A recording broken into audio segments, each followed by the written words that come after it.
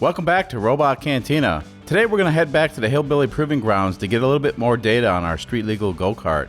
So the plan for today is to install a new chain, to get a 4-wheel alignment, install the aluminum belly pan, and finally, we'll head over to the Hillbilly Proving Grounds. Now we have plenty of data already, but I want to see if the alignment and the belly pan help out with our top speed. And for the fuel economy people, we're going to do a dedicated fuel economy run. Now, as I mentioned in previous episodes, fuel economy is not our goal, and it will go up and will go down. Although we don't necessarily care about fuel economy, it's a good data point to capture. Alright, well let's get into it. The chain we're going to be using is an RK530 series, and it's an O-ring type chain that comes from the factory pre-lubricated. Now, an interesting thing about this chain is the fact that it has O-rings on every link. Now, I reckon that's to keep the grease out and the dirt in. Wait, no, that keeps the dirt out and the grease in, which is exactly what I want. The one thing I didn't consider is how this chain is spliced together at the master link. You see, you can get a conventional master link with a retaining clip, or you can use the rivet type master link. I'm a bit skeptical about the conventional master link, so I went ahead and installed the rivet type link. Now, I ain't never done this before, and to my surprise, you need a special kind of toolkit to install the master link. Well, after some trial and error, I finally figured it out, so that's what the link looks like when it's installed properly. Now let's go ahead and do that 4-wheel alignment. So I checked around for an independent garage with an alignment rack, and I found one in the sleepy little village of Grass Lake, Michigan. So driving this car outside the Hillbilly Proving Grounds takes a little getting used to. It's definitely more user-friendly since the 420 engine swap, but it'll still make your sphincter pucker if you accidentally pull out into fast-moving traffic, and that's why we need to toss in the turbo.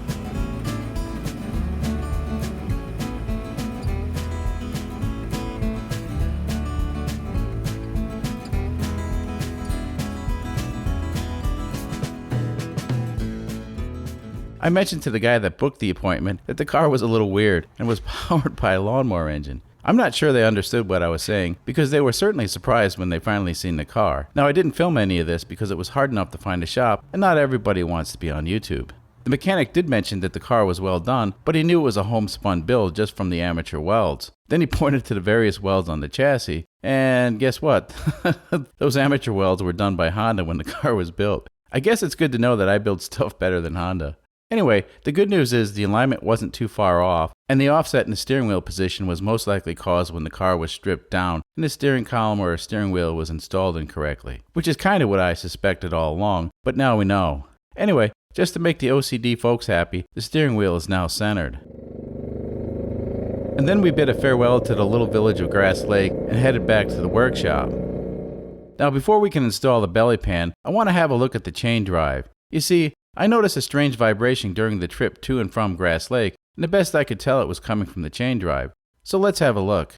While everything seems clean and in good order, the master link is still holding up fine.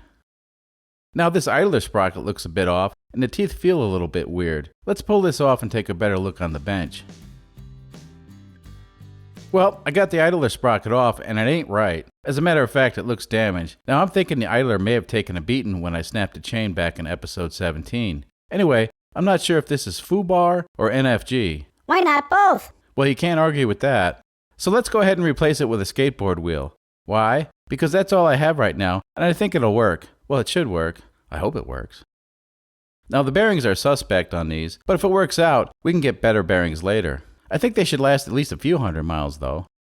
Now, this wheel measures 82A on the Durameter scale, and that means for a skateboard wheel, these are kinda on the soft side. Now, I don't know if that's good or bad, but I say we give it a try.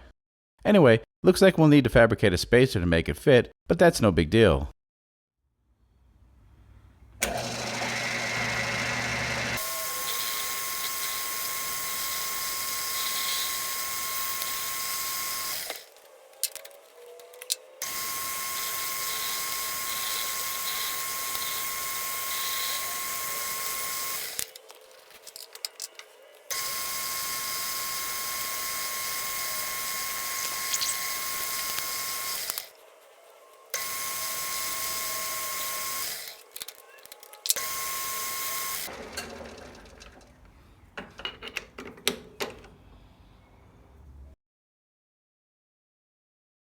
So it's a good thing the chain slack adjuster comes apart in sections. Now this would be a major headache if I had to pull the whole thing to do this mod. and it looks pretty good. Definitely up to Honda standards. Okay, so I fast forwarded a little bit and put everything back together. Now if this skateboard wheel works out, it's definitely going to be a lot easier on the chain drive. Let's do a quick test.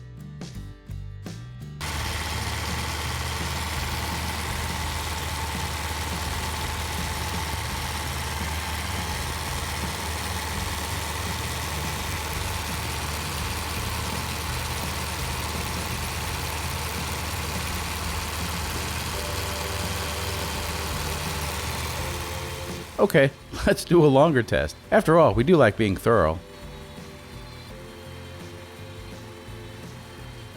So after a half hour of slack adjusting, let's see how the skateboard wheel did. Well, it has some obvious marks on it, and that's a bit concerning. Oh, that's not bad. That's not bad at all. I'm thinking that's good. It seems like the grease from the chain got transferred to the wheel, and the marks are just where the chain was riding. I think 30 minutes of testing is all we needed, so let's move on. So this belly pan's going to serve two purposes. The primary purpose is to keep the chain drive clean, and of course the secondary purpose is for its aerodynamic properties. Now I kinda installed the pan off camera because, well, there are better things to film. This pan installs exactly like the creator said it would, except it appears my car is missing some parts. Go figure. Anyway, I'm happy.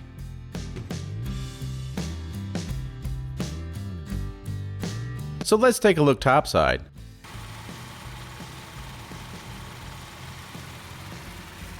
Well, I'm not really trying to win any beauty contests with this car, but damn, that pan looks good. It sort of makes our cement mixer powered street legal go-kart with a skateboard wheel look pretty good. And with that, I think it's time to head over to the Hillbilly Proving Grounds and prove some stuff. Or not. We'll see. Now this time around, I'm driving to the Proving Grounds like a gentleman. What I mean to say is I'm not driving full throttle, just taking it easy and enjoying the ride. Given all this car has been through, it's nice to just go for a ride in the countryside.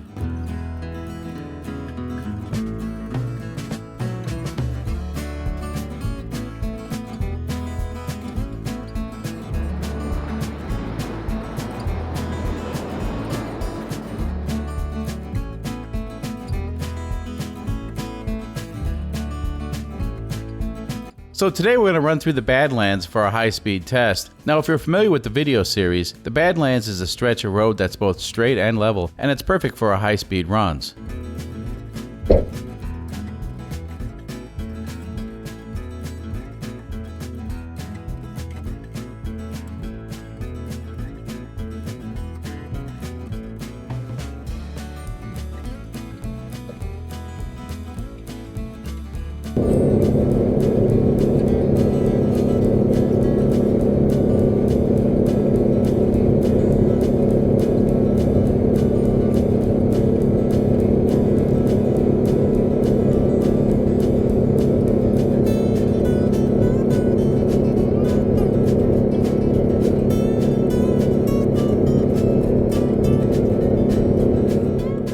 Well, I apologize for filming in direct sunlight, but it is what it is. Now I have to admit the 64 miles an hour came up pretty quick, and it was repeatable, but keep in mind this was a straight and level road.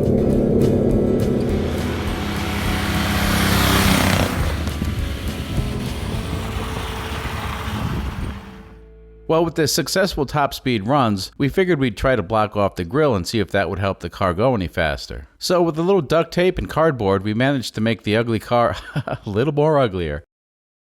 And the dog just photobombed the video. And there she goes again. Hey, good doggy. I'll save you folks from another boring trip to the Badlands. The bumper mod didn't help, and as a matter of fact, the car ran a little bit slower and a little bit hotter. I'm thinking the underhood temperatures had something to do with the car being slow. Anyway, blocking off the grill ain't gonna work because we can't tolerate the engine getting any hotter. So with that failed experiment concluded, we topped off the fuel tank and set out for phase 2 of today's adventure. For our dedicated fuel economy run, we're going to add some road to the Hillbilly Proving Grounds. So this ring is a total of 15.3 miles or 24.6 kilometers. The idea is to run the ring 3 times for a total of about 46 miles or 74 kilometers.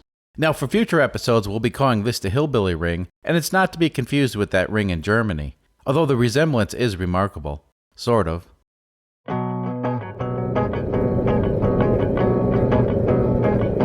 And we're back on the road again and laying down some miles. Now theoretically running the ring 3 times should more or less consume almost all the fuel in the tiny fuel tank, but I think there should be just enough.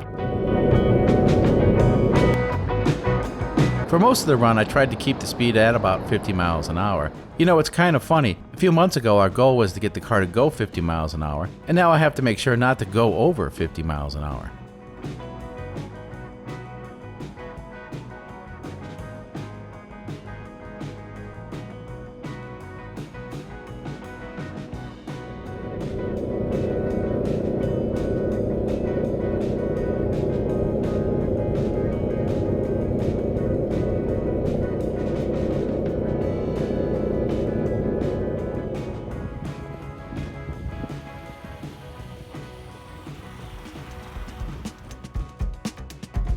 Alright, well it looks like we have some data to review.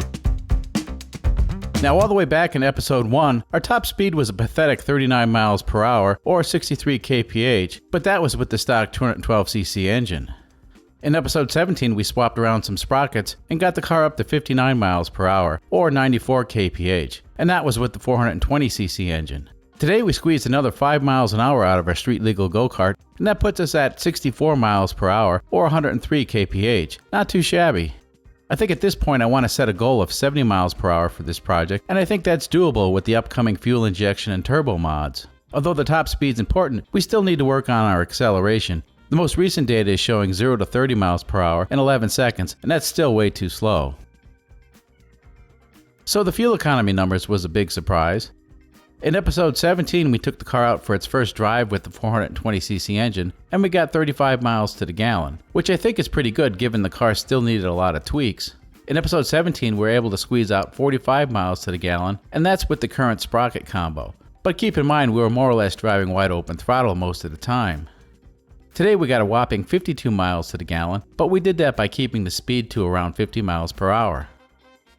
Now we did a total of 119 miles or 191 kilometers today, and that includes driving to and from the Hillbilly Proving Grounds and all the testing. The total fuel we consumed was 2.48 gallons or 9.11 liters, and that gives us an average of 49.40 miles to the gallon or 4.76 liters per 100 kilometer. Not too bad. Now what caused the jump in fuel economy and top speed? Well, it's hard to say. Now according to the alignment shop, the alignment was more or less fine, but they did adjust it. Could the belly pan have done it? I have no idea. The thing is, now we know the absolute maximum performance of the stock 420cc engine, and we can move forward with some modifications. Anyway, enough of that. I'll bet some of you folks are wondering about the skateboard wheel. Well, it's fine. Until next time.